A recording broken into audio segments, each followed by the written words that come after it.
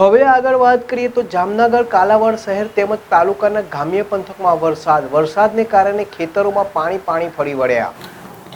જામનગર કાલાવડ તાલુકા લાંબા સમયના વિરામ બાદ કાલાવડ શહેર અને તાલુકામાં વરસાદની ધમાકેદાર બેટિંગ જોવા મળી।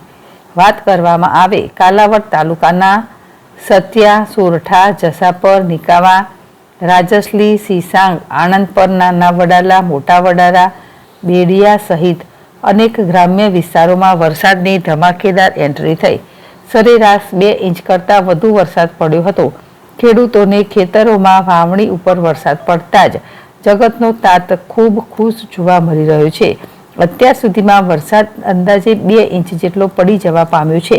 વરસાદ પડતા ખેડૂતોમાં ખુશી જોવા મળી હતી। વરસાદી પાણી કાલાવડની બજારોમાં ફરી વળ્યા। વરસાદ પડતા વાતાવરણમાં ઠંડક પ્રસરી લોકોને ગરમીમાંથી રાહત મળી।